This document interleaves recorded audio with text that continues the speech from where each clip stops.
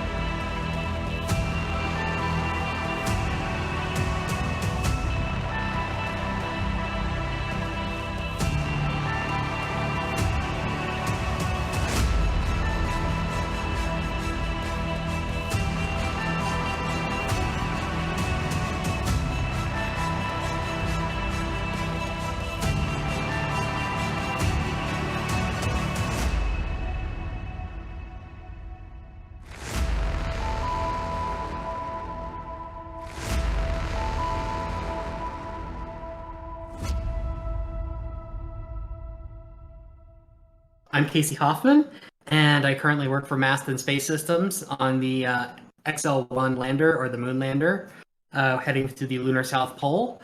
I've worked in the industry for close to 15 or 16 years now, something like that. Started off on Space Shuttle, ended up being the lead electrical engineer for the Space Shuttle Discovery when I was in my early 20s. And then I went from, when that program ended, I went from there to Dream Chaser, worked on that for a couple of years when it was doing the commercial crew systems contract. Yep. When that unfortunately didn't win there, went on to James Webb Space Telescope after that one in California, and worked there for a couple of years, and got that ready for it finally launching here coming up soon. I know. Oh my God. I know it's been forever, and I'm looking forward to it finally. And then I've done some odd things in between. I worked in biomedical for a short period of time. I was a race car driver for 2 years, working for General Motors. And yeah, now I'm at Maston Space Systems after working at a competitor of Maston's for a while. And then a short stint at another larger aerospace company that didn't work out so well for me. Gotcha. But now I'm at Maston and perfectly happy. I love small teams. So Awesome.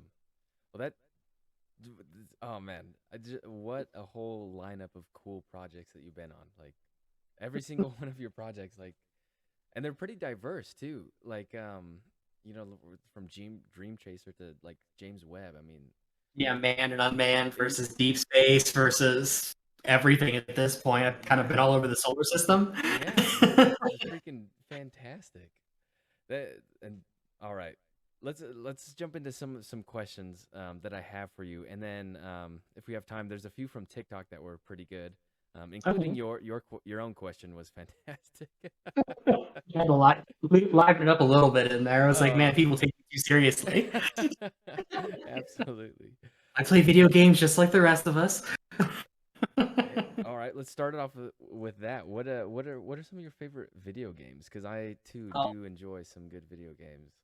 I'm an RPG kind of fan, so I like the Final Fantasy series a lot. Hell yeah. Been playing Ratchet and Clank a lot recently, the new one, Oh, the nice. PlayStation 5. I luckily got a PlayStation 5 on release day without trying, so hate me for that, I guess. They don't everybody else can't find them. Nice.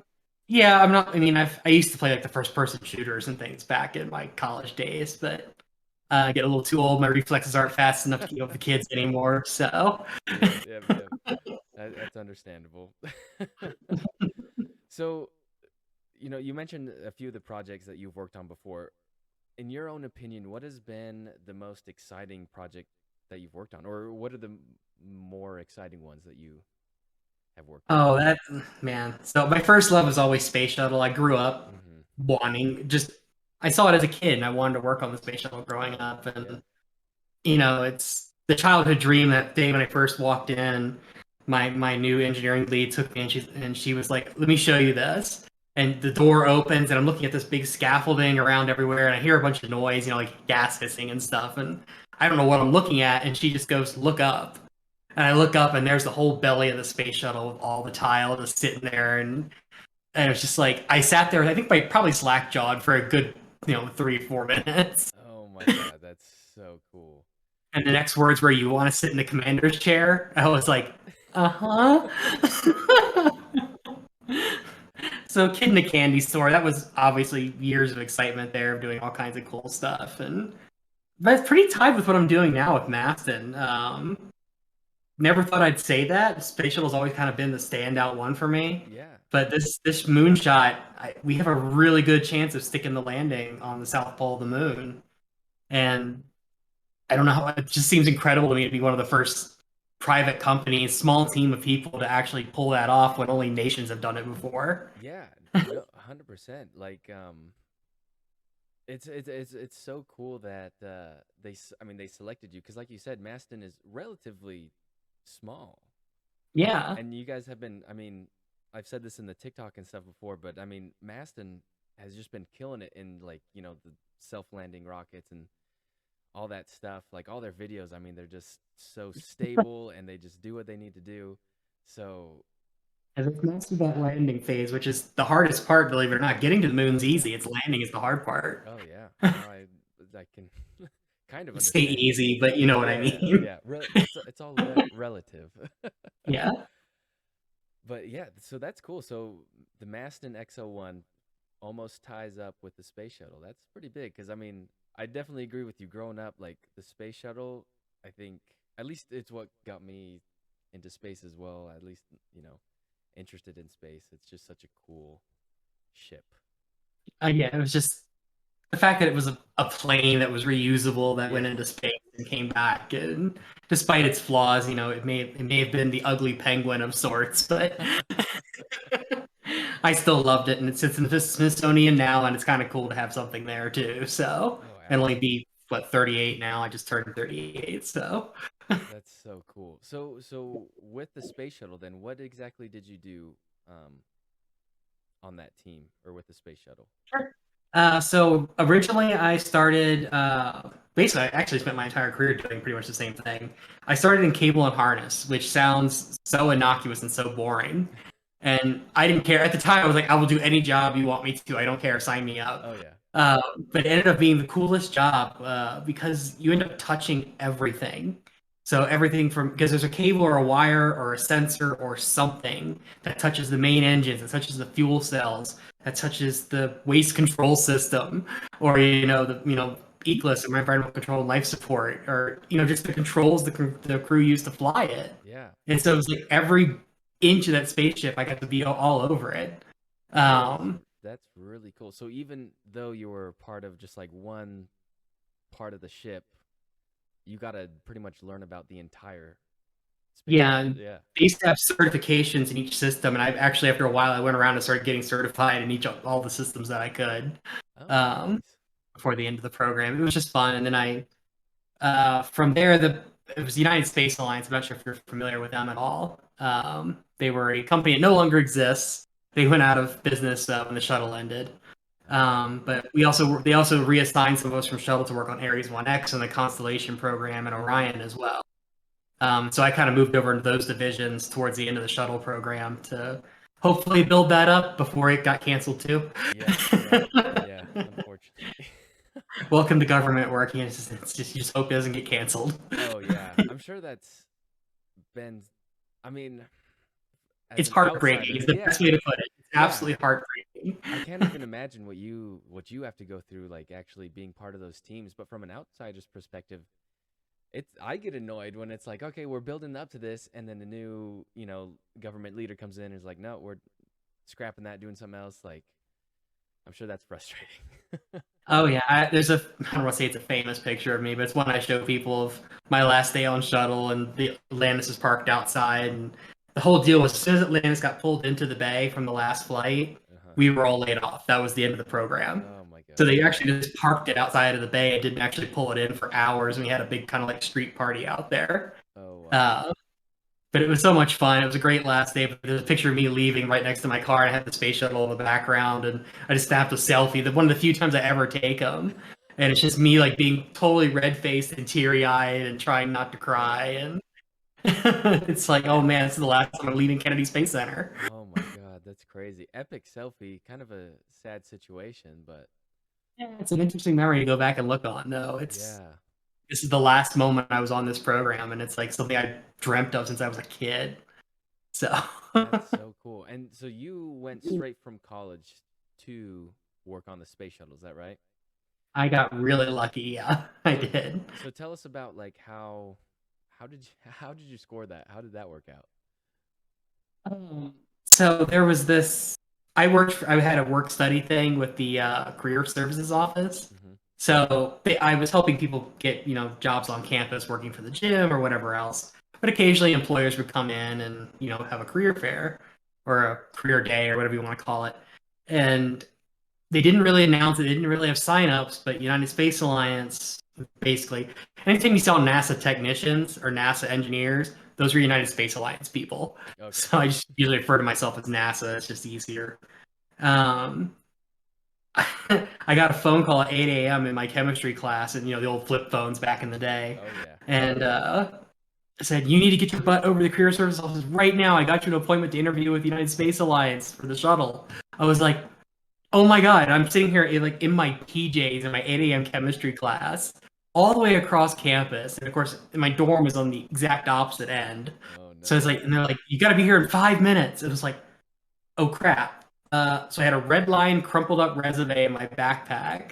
And my hair was in a ponytail, and I was just in kind of like a crappy t-shirt. And I don't remember. It was like Doctor Who pajama bottoms or something. It was something weird like that. I don't think that was exactly it. Yeah. I walk into the career services office saying, "Well, what the hell? I'm not going to give up this shot no matter what." Oh yeah. And I walk past all these people in suits and ties and dresses and heels, and they're all staring at me like, "God, you're never going to get this job." And I walk in the office, and there's the manager sitting there in shorts and a t-shirt and flip flops. He Oh goes, no. "You're the first person who walked through the store I like." And I had a hand in my resume. I kept apologizing. I'm like, I just care so much about this job. And he's like, that's the most important part because I didn't have the highest GPA. I didn't have the highest. I wasn't a perfect student in any way. Yeah. No, I wasn't bad either, but I wasn't straight A's, and I ended up getting the job. 2 out of 300 and something they interviewed. Oh my God, that's amazing. That is I so couldn't cool. believe what they called me the day I was graduating, literally in my cap and gown, getting ready to head out the door. And they called me and offered the job. And of course, I accepted it without even knowing what the pay was or anything. Oh yeah. Man, that is so cool. That is awesome. Then you That's how I got went into with that. that. It was kind of dumb luck, but be yourself. Yeah. Wear your PJs, be relaxed. It's funny. Every job I've had since then, I've gone to interviews pretty much dressed like this, in jeans and just a t-shirt and whatever else. And it's like, if you don't like this, I'm out. Yeah, well, I mean, it seems to have worked for you. I mean, you've been all over the place with I'm not gonna say it's a great strategy to follow for everybody, but it's worked out well for me. So worth consideration. worth consideration. I hire people based on that too. So Oh, perfect. Hey, you heard it here first. If you want to join Maston. just be relaxed and be cool and be fun. That's all you got to do. Perfect. Perfect. So, I have another question for you. Out of again, with all the projects that you've worked on, what do you think has been the most challenging up to date? Ooh. Honestly, Dream Chaser might have been probably the most challenging spacecraft I've ever worked on. Really? And it's still going, so keeping in mind, it's the project has continued with a different team. Yeah. Um, but being an all composite spacecraft, and it hadn't really been done before, let alone being a manned composite spacecraft, Yeah.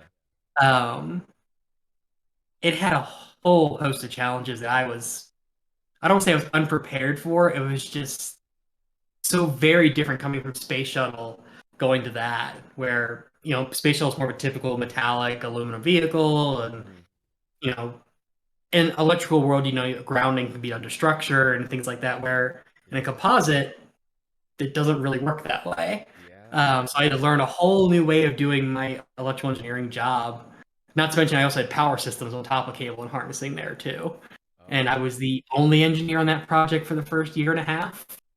the no only, the way. only electrical engineer. So I did everything on that spacecraft, from coming up with the initial diagrams to individual pin to pin wiring to picking out batteries and power controllers and everything else.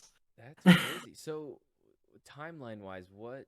Because the initial like commercial crew awarded Sierra Nevada what they got like 20 I forget the exact amount, but they got Yeah, I some don't money remember like either. 2010 ish, I want to say. Is that like Sounds about right. Yeah. so were you Oh no, July 2011 was the end of shuttle. So I was there 2012, I okay? think, was that. So I Uh, think I correct me if I'm wrong, but I think by that time like they they were had gotten already they were down to three. They were down to SpaceX, Boeing, and Sierra Nevada. yeah. So two capsules and a glider.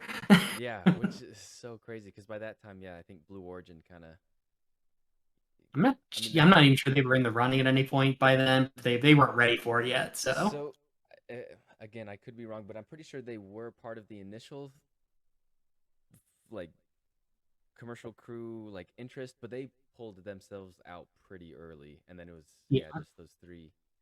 Um, but man, that's so exciting. Like especially like after Shuttle ended, which is super sad, but then being part of the next commercial crew, I mean that in and of itself is like so exciting. And yeah, it was a cool time. It was like, oh man, I'm still in the one little sliver of manned spaceflight that's left. yeah, so I mean from an outsider's perspective and for someone who's literally just like looking at pictures, they're gonna see the space shuttle and Dream Chaser, and they look similar ish, right? Yeah. But they were so you were saying that I mean like just because Under of the mainly pages, they were very different. yeah They're very different vehicles. yeah so that's Stream Chaser was based on something called the HL-20. I think that was an original. I think that was the name of it. Don't. I'll quote myself on that for now. okay Uh, but it basically looked like Dream Chaser, but the wings were more straight up and down, yeah and it was a lifting body design. Was it Venture Star was supposed to replace the space shuttle in the early days of space shuttle, okay and that was the I think that was called Venture Star. It was had the planar engine in the back, and it had the external tank integrated into the vehicle. okay They actually test fired the engine. You can find a cool video of it out there somewhere. nice I'll Um, probably add that in somewhere Linear aerospike engine. That might have been what it was. okay Yeah, that I think that makes might be the I right did name to see go those look yeah up. yeah yeah yeah Yeah. Um, but yeah, it failed because the composite tanks failed. So they ended up scrapping the whole program. mm, So I learned a lot from that going into Dream Chaser, because that was technically the first attempt at a composite vehicles. okay And then Dream Chaser kind of took the HL-20, which was a little tiny lifting body, and took the Venture Star ideas and kind of just smooshed them together and kind of made this little manned shuttle. It couldn't carry a whole lot besides a few people and some cargo. mm-hmm But that was the entire point of it. It was just supposed to carry the people up to the space station and back. yeah Um, so long story to get to that small little part there, but yeah well no all the information is great but yeah I can definitely see how that would be a challenge. I mean, because you're dealing with, crewed flights, which very different from very risk adverse. Let's put it that way. You've got to prove yeah, a lot of things out. There's a lot of testing done, and it was interesting. absolutely. So it seems like you've dealt a lot with, the electrical systems and all that stuff. So specifically with electrical systems, how does your, I guess, work or thought process go with like a crewed vehicle versus, something else, like the JWST or even the XL1? Yeah. Well, JWST was a strange entity. You might as well pretend it was a manned vehicle the way they treated it. Okay. Uh, Mostly because it costs so damn I much. know. I was gonna say. Like, I mean, it's. price wise, it's kind of worth quite a bit. You know, and the fact that it's going somewhere we can't really service it, so it's not like Hubble where they had the lens wrong and they could just go put a contact lens on it. Yep. You know, Yeah, very true. it was if we screwed this up, we really screwed up. Yeah, it Um, was 15, 20 years and billions of like dollars. $10 billion or something ridiculous by this point. I don't even remember anymore. But no, I mean that one. Let's say ignore JWST for the moment. Okay. Between a manned and unmanned mission, Yeah. it's all just a matter of priorities. So on the manned missions, it's all about safety and redundancy. Mm-hmm. So triple redundant everything, and everything's quadruple checked by people looking at it. And there's a very, very firm paper trail for everything. Where unmanned, especially more not just unmanned, but going commercial, it's very cost and schedule focused. Mostly because you're NASA understands you're more risky because you have a heck of a lot less budget too. So they even got the time to go analyze every detail, which is why they hire they hire people like me and others been around for a while. It's like we can just use our experience and say, okay, I've broken it this way before. Let's not do that. That's a lot of my conversations with people. It's like, no, I've screwed this up like this before. Let's not do that again. Here's how it works. Here's how I fixed it. Let's go do that. Very nice. So it's usually saving money just based on having screwed up in the past. So yeah, I mean, it makes sense. Save time and money. But that's interesting. Like you say that like with going with commercial space, anything, time and budget. I mean it makes sense, especially after seeing things like I don't know. I've been following like Rocket Lab. They've been getting a ton of contracts, and a few of the contracts they've won, or even like those commercial companies have switched from like SpaceX to Rocket Lab because they're able to get their satellites into orbit just quicker. And probably much cheaper on the first flights of Rocket Lab. Yeah, I mean, there was when I worked for another company, the Vulcan Centaur, if you're familiar with that one, hasn't flown yet, but they're getting ready to do their first flight, and we ended up getting a ride on that first flight for an extremely discounted price because the risk was so high. Oh yeah, it could just blow up right on the pad. Nobody really knows what's going to happen. But then but the second flight costs 10 times as much, and then even Falcon rockets nowadays are not exactly cheap. Oh yeah. Depending on which ones you want. So it's still I guess the early days maybe of SpaceX, they may have been cheap rides, but now they're pretty up there with everybody else. Yeah. We've definitely been seeing that. But yeah, that's so interesting. It's the point. And I have no idea what Blue Origin would even attempt to charge at this point for. I guess was it New Glenn is their orbital rocket when they haven't flown it yet, but yeah, I feel like they have quite a few issues. They have their own issues to go deal with. Yeah, I actually have some questions regarding them. I know that you've never, directly dealt with Blue Origin, but I've interviewed with them a few times. Oh, okay. All right, well, great. That'll work great with the questions I have on them. But before we get to Blue Origin, I do have some questions on regarding like Maston and the XL1 and all that stuff, because I find that mission super exciting. Like you're saying, it's like they're going to be the first commercial company to really do this. Yeah. So I mean, the South Pole of all things is the biggest part. It's like nobody's even been down there yet. So yeah, and so exciting. I know NASA's announced, they just recently announced the location where they're going to send the Viper rover. So yeah, that's another exciting mission, but specifically for the XO1. I guess I know we've kind of like hinted at, it's a lander going to the South Pole, but can you give us a brief like mission explanation on XO1? The best way I can ever explain, so it's under the CLIPS program, Commercial Lunar Payload Systems. Okay. And the best way to think about it is Maston is building the Ford F-150 of space vehicles. So we build, the engines, the lander, and all the guidance and navigation and everything else to get it down, which is what Maston's good at based on their rocket flights and everything else we've done. Absolutely. And the simplest way, even though it's not simple at all, is we strap a bunch of NASA payloads and commercial payloads to it and provide them power, telecommunications, whatever else they need. And we land them, and then they do what they want to do for the most part. long as within the power budget kind of deal. Yeah, yeah, yeah. But yeah, we kind of set that all up in advance, and basically we're kind of agnostic to the payloads. It's, if you want to send a bunch of rovers, send a bunch of rovers. You want to send a couple telescopes and a seismometer or whatever, I don't know, something like that, then go right ahead. I know on the first mission we're testing some things that'll be used in the first man missions. They just want to see if like there's certain instruments will work in the way they think they will, and they can fine tune them. Interesting.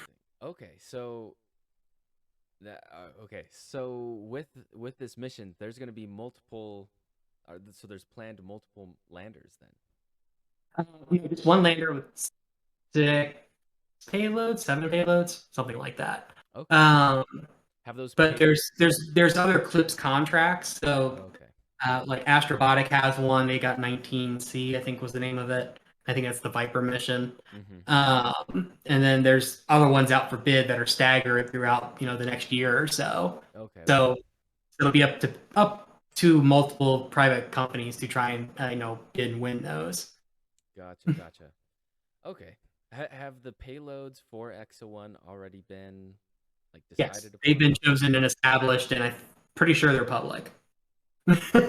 Might be on the website. I don't know them all off the top of my head. We have a payload manager who handles them all. I'm so thankful for her. Yeah. All right. Well, it looks like I need to do some more homework, man. Okay, that's fantastic. So on the EXO-1, so you are the el- Lunar lead electrical lunar engineer. electrical engineer. Yeah. A title I gave myself. I hope it sounds important enough. I think it sounds. I mean, it sounds really cool. I mean. I'm basically I'm basically electrical power systems, EPS, as most would know it, and Hmm. avionics. I kind of took over both groups. Okay. And by doing that, I have instrumentation, I have all the power generation, solar arrays, batteries, all the cable harness and wiring, Mm. EMI, EMC stuff I have to worry about, which is really interesting when you're going to the moon. Oh yeah, And I can imagine. I can get into a whole diatribe about Dude, honestly, that. I'm here for that kind of stuff. I love that kind of stuff. But The 5,000 foot or 5,000 foot, the 500,000 foot level is you're flying through the Van Allen belt. uh-huh. And so most spacecraft pick up 18 to 20,000 volts of charge going through Van Allen, Yeah. but the whole spacecraft is charged to that, so it doesn't really see it internally. Mm-hmm. And if you're in geosync or something else, you don't care. You're never touching ground again. Yeah. Yeah. You can just So you don't drift have to worry around. about dissipating that charge. But landing on another planetary body, like the moon, you have to take into account, oh, I've got all this charge built up, where the shuttle would bleed it off through the atmosphere as it was coming down. Or even Mars gets that. Yeah. That's why Mars is just slightly easier than the moon, a little bit. It's harder to get there, but it's a little easier to land on because you have some Interesting. atmospheric resistance. Yeah. Where on the moon, it's like, okay, the feet touch the ground and all that charge has got to dissipate out instantly. Immediately. Wow. So you have to build in, composite struts and resistors and some small circuits into the feet to make sure that charge bleeds off just a little bit slower, so you don't blow something up.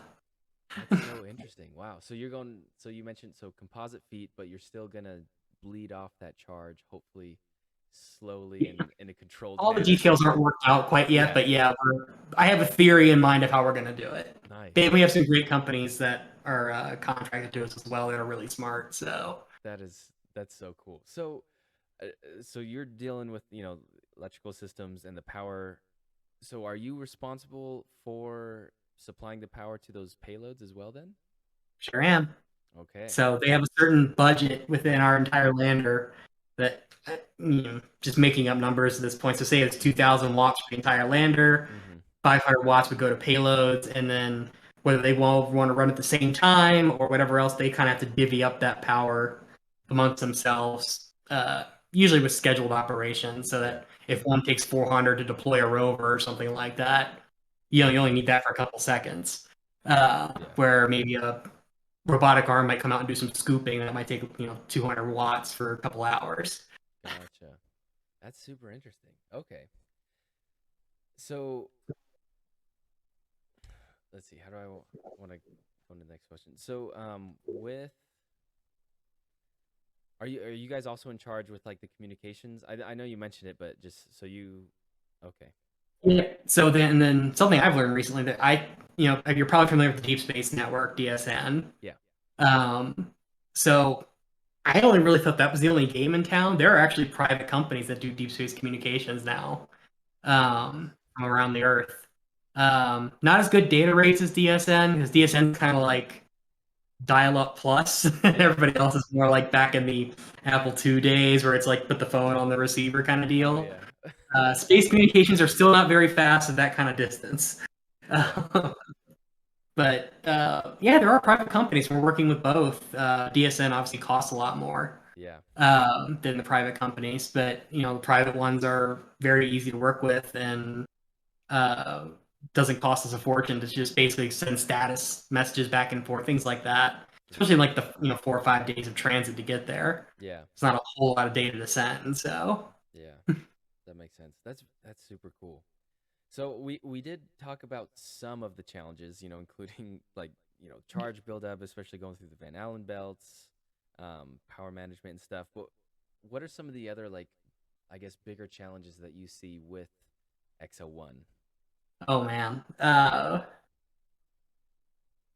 Propulsion management is always a big one, and I'm not an expert and I know enough to be dangerous, but it's you're always eking out just every ounce of fuel you possibly can, Mm, because you don't want to carry anything extra because that's more mass, and more mass means it's less payload. yep, And being a commercial game, you want to carry as much payload as humanly for possible sure, for sure. to make it profitable, um, at least a little profitable anyway.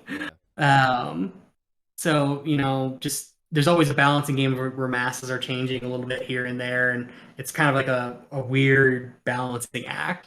It's like, hey, I might need a little bit more power, but that means I need a slightly bigger battery, which means that's a little more mass, which means it's a little more propellant. mm-hmm. And it's like, oh, can we actually do that? And then there's a certain red line you hit where you can't land anymore if you go above it. Um, Yeah. it's like you're just gonna make a nice crater into the moon, and they'll just name it after us, I'm sure. Oh my God. So, Unplanned rapid disassembly. yep, yep, a beautiful Rudd crater.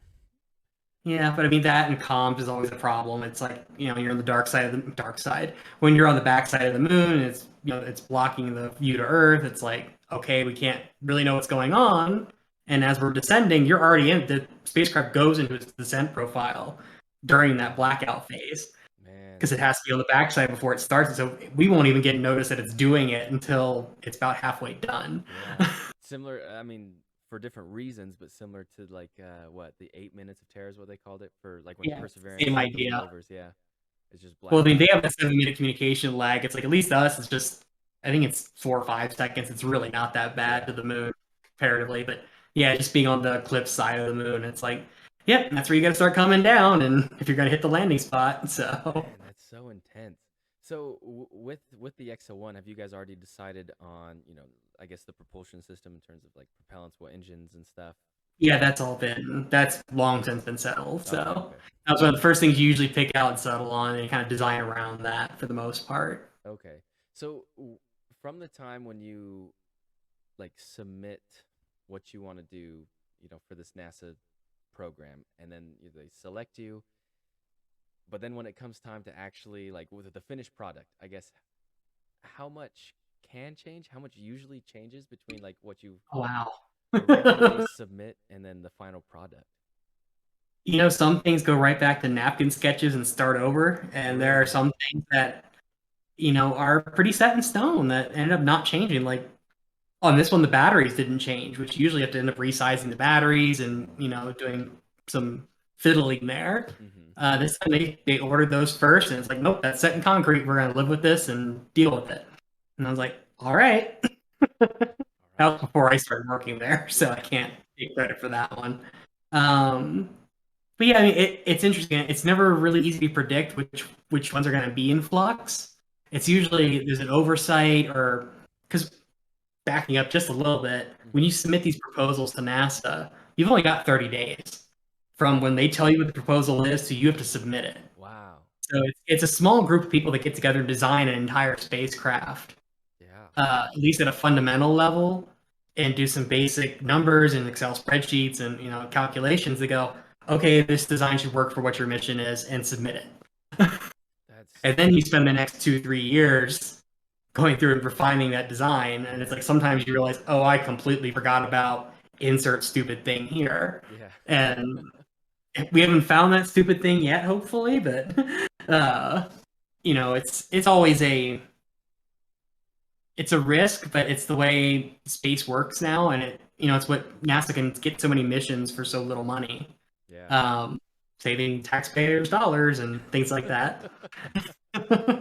Which, yeah, that's always a good thing, especially when we have again a lot of news on JWST, which has If we had JWC money, we could have a whole fleet of landers on the South oh my, Pole. can you I'm sure we could have them imagine? do a synchronized dance of some kind. That's so interesting. So 30 days really to that I can Yeah, definitely that's the understand contract turnaround time from you have some initial ideas going into what it's going to be, but Mhm.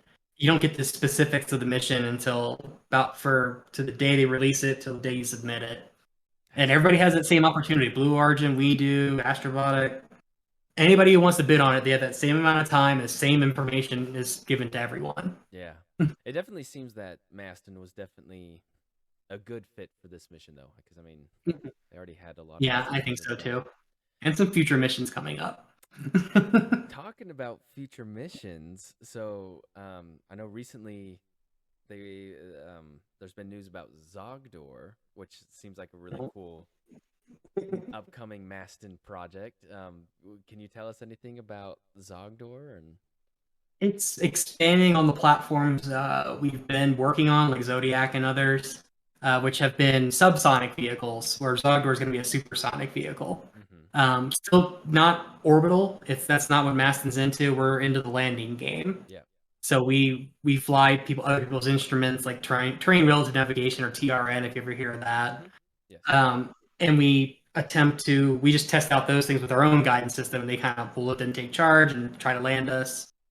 Zogdor is just meant to go that much higher, that much faster, and just give you a whole new set of variables to these kind of things, and then come down, just as fast for the most part. hmm Kind of following the SpaceX model of coming like a bat out of hell and Yeah. just blast your range at the last second and land.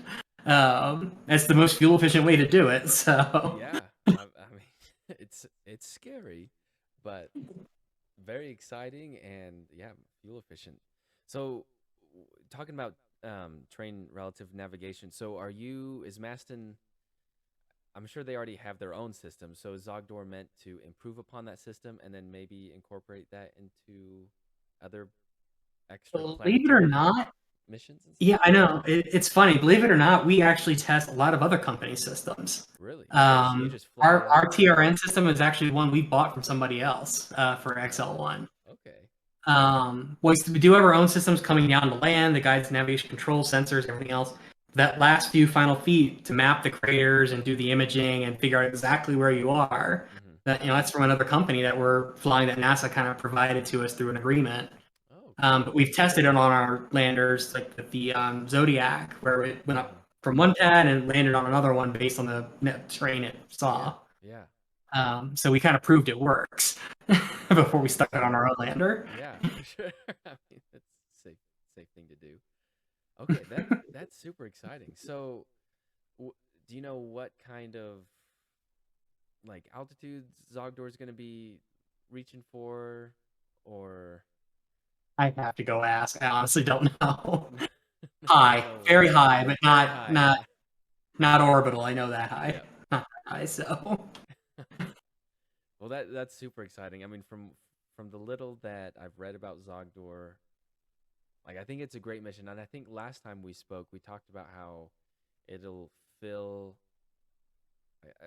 a need for these other small space companies to test their equipment before yeah, sending it off it's a safe spot. I don't want to say it's a safe space, but it is a safe space to test your instruments before you really commit to them on a larger, more expensive vehicle. for sure. Um, and we've got hundreds of flights now on our short takeoff and landing vehicles. So I've mastered the art of that for whatever reason. It's like we have more landings than SpaceX does. Yeah, So. which is so cool. Yeah, like I mean, you guys literally are. like the masters And of to be fair, they space. flew under the radar with me personally for a very long time too. So Yeah. until I got into the commercial lunar payload stuff, I hadn't really heard of Maston before. Hmm. And then I started looking into them more. I was like, oh man, they do some really cool stuff. Yeah. And there's just this little ragtag band of people out in the Mojave Desert that are just like, sure, let's fly it, go for it. So how did you end up with Maston? Did you was it like a friend was like, "Hey, go check these out," or like how did you end up with Be Maston? absolutely fair to one of their recruiters who hopefully he'll watch this and know what I'm talking about. He totally poached me from my previous company. I did hear that you mentioned you previously worked for a competitor to Maston, so that Yeah. that's awesome. Hey, I mean Uh, it's it was that's cool. yeah, he pushed me from the company after that competitor. I actually had to wait a year between the two Mm, for non-compete reasons. gotcha. Um, but yeah, he poached me from a company I was not. Granted, it was COVID and the world was shut down for the most part, so I was bored off my butt Yeah. at this particular job that I went to for stability and a great retirement, Hmm. and decided now I'm gonna jump back into the small company game and lose more of my hair and turn some more gray, I guess. Who Oh my needs goodness. stability? Right, as long as you're having fun. And That's honestly, the yeah. yeah, like again, we've spoke about this before, but Maston being a relatively small company, but they're doing great things. They're getting these awesome contracts. Honestly, it sounds like a blast. It's it's funny. I've been comparing it, and this is where that comparison earlier came from between Mastodon and Space Shuttle. Space Shuttle was like a family. It was like I knew everybody, and even though it was a huge program, I guess there were just so few of us that actually worked inside the shuttle itself every day, maybe 200 or 300 people. We all knew who we were. We had went out to drinks with each other, and we had weekend, park days or whatever you want to call them, and playing football and whatever. It's just kind of getting together and having fun as just more than work coworkers. Hmm. And Maston has that same feel to it. It's like we get along with each other really well. We're all pretty much friends, and we have fun social events, and we do, which sounds very millennial. It's like, oh, we have a fun little beer thing or something, but it's not required. It's not like the company's putting it on. Yeah. Um, but it's just that I call it homey vibe for lack of a better term. It's like you go to work and doesn't feel like work.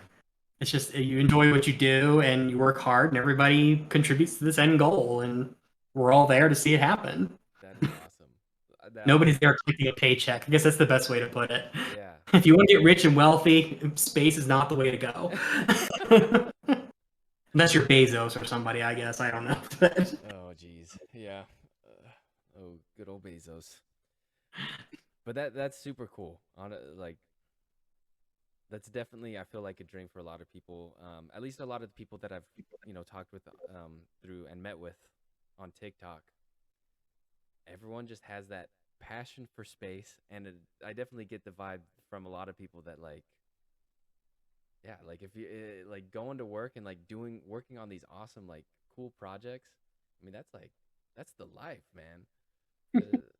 I mean, the best part is like, okay, if we stick the landing, we'll be legendary. If we make a crater, we still got damn close for a small team of people. We're gonna be happy either way. absolutely, absolutely. So just a few more quick questions with XL1, and then I would like to ask you just general questions, I guess, about working in aerospace sector and stuff. So Sure. with the XL1, it's slated to launch 2024 or 2033. December 2023. Okay, I want to say somewhere in that late 2023 timeline. in about like 2 years ish. Yeah, a little less than that, but yeah. Okay, that's exciting. Okay, cool. And then you said it should be launching on a SpaceX Yeah, it's going on rocket, a right? Falcon 9. Falcon Yep, 9. or Okay, Falcon. A SpaceX rocket of some kind, most likely a Falcon 9. awesome. Well, we're super stoked. At least I'm super stoked to see. I definitely I might be bothering you every once in a while asking for Great to work with so far, updates so and stuff. no complaints there.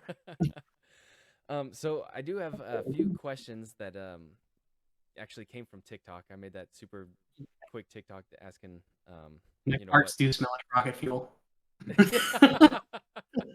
good Good to Especially know. after drinking some of that good whiskey over there. It's my after work, after a long week drink. Fantastic. All right. Well, now everyone knows. Okay. So, okay, I'm gonna ask this one. This one's definitely interesting. But as someone who works, you know, with, I mean, you've worked with everything space, from crewed to uncrewed, whatever. What are your thoughts on colonization of space? So, future missions going, to the moon, and then from there forward. Just what are your To thoughts? be, I mean, in my perfect opinion, in my opinion, it's inevitable and it's something we have to do. One of my big things that got me into space outside of being, ooh, cool rockets, was we can't be a single planet species.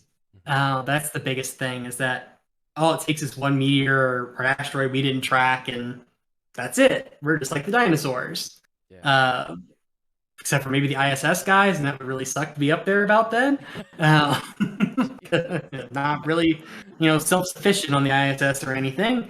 So I mean, getting to the moon is the first step, and then getting onto Mars or Europa or any other, Yeah. moons or wherever else we want to go. Yeah.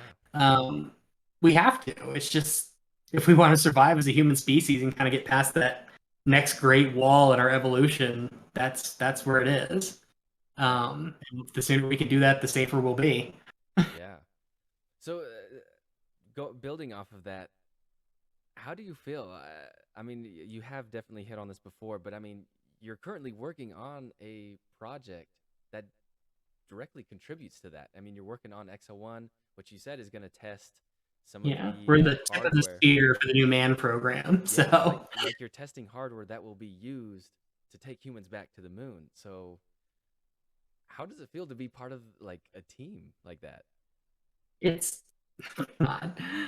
It's my entire career up to this point has just felt like I'm contributing to things that will change mankind's scientific vision for the next 200 years or so. And it's like, I won't even be alive to know what contributions, what I'm doing now, what it actually probably pans out to actually be. Yeah. So being something that's bigger than yourself it was never a goal, but it kind of grows on you after a while after you get past the cool factor. Mm-hmm. It's like, man, I'm actually doing things that are just mind-bogglingly awesome. I am definitely going to use that. Mind-boggling awesome. I totally agree though. Like literally I agree with everything you said. I think at least for me personally again, the reason why I think space is like the place to be is because yeah, it benefits all of humanity. Like especially working on like these type of missions and stuff. Even those that don't see the value of it, we're still in it for them too. Absolutely. Yeah, that's definitely I've definitely gotten tons of comments like that like especially well, I mean with the JWST, I mean You know? there's some validity in that maybe, but like a lot of people have these complaints that like, hey, why are we spending so much money sending more junk into space, whatever. Um, I Seeing definitely, within 300,000 years of the Big Bang is a big one. It's like, where did we come from? yeah, Answering the big questions. It's like they're going to turn that telescope on, hopefully, and it's going to show us things that we can't even imagine to come up with yet. exactly, And it's yeah, going to whole new fields of science are going to come out of it, and it'll help us understand space and our place in it, and that will all filter down to making things better on Earth in general. I mean, absolutely, absolutely. That's the thing that I like. I struggle to communicate it well, but I hope that people that have these complaints, or I don't know if complaints is the right word, but I call it doubts. It's like, yeah, why are we doing this kind of thing? exactly, It's like, well, do you enjoy plastics? Do you enjoy your cell phone? It's like these yeah, all came from the space program. yeah, yeah, and it's only gonna affect them more and more, like. Ah, Anyway, totally agree with you. Space is the place to be. Is it like, especially just to benefit all of humanity. It's awesome. I'm glad There's that an you. awful lot out there to explore. Yeah. Oh yeah. Absolutely. Okay, sorry. Move next question from TikTok because I know we're running close on time. Okay, so this one was interesting. How difficult is it to launch? Are you good? Oh, hang on one second. Okay, yeah, no worries. Our program is at 7:30. I'll be off here in a few minutes. I know. I'm sorry. Are you good? Partners. Yeah, we're good. Okay, sorry. Um, I'm actually gonna skip to a new one. This is again very general and just for the general public. But how does one get a job at a space agency? So that's the first part of the question. The second is become an Ooh. astronaut. How does one do that? Ooh. But there's multiple avenues. But from how would you answer that? How does one get a job at a space agency? Oh, wow. I got lucky out of college, as I already went through with you. So honestly, and I can tell you from my own hiring practices, it's like there are 1,000 good candidates, right? And I don't want to say there is an element of luck that you stand out somehow. Mm-hmm. Um, but a lot of it is okay. Yes, they all are great at math. They're all great at SolidWorks or whatever else. Insert if you're doing mechanical, structural, electrical, whatever your software package of choice. But what really stands out to me are those that are, I hate to say just passionate about it, but there are so many that are like they want to do it for the glory of it. They think they're going to get a lot of notoriety because of it. And it's like, yeah, not really. You're going to probably work on some pretty boring things initially, discounting what I did. Because like I give you an example, one of my friends that right out of college got hired by United Space Alliance and NASA too, and he literally worked on bolts his entire 10 years at NASA. He did nothing but bolts, Wow. space bolts, but Yeah. bolts. Hey, space bolts are cool. And it was like, wow. But he looked at me and goes, well, you did nothing but cables. And I was like, okay, true. So it's finding a weird joy in like a very small piece and realizing that small piece is so critical to everything. There's a reason you're dedicated to it. Um, Now, in smaller companies like it is now, it's more of the how jack of all trades can you be? Mm-hmm. It's like, are you good at 3D printing? Are you good at doing modeling? Do you understand some basic structures? Do you understand how to work SolidWorks and things like that? And it's like, how much do you actually care about this project? Is the other big one. Yeah, I mean, when I'm looking at folks and they're just like, I ask them, why do you really want this job? And some of them are like, oh, I like to break into the industry or I want to do this or that. It's like, if you say getting to the moon is really awesome or getting to Mars or wherever, it's like, okay, I'm probably going to pay more attention to that than anything else. Because really anything else you can learn on the job, to be completely honest.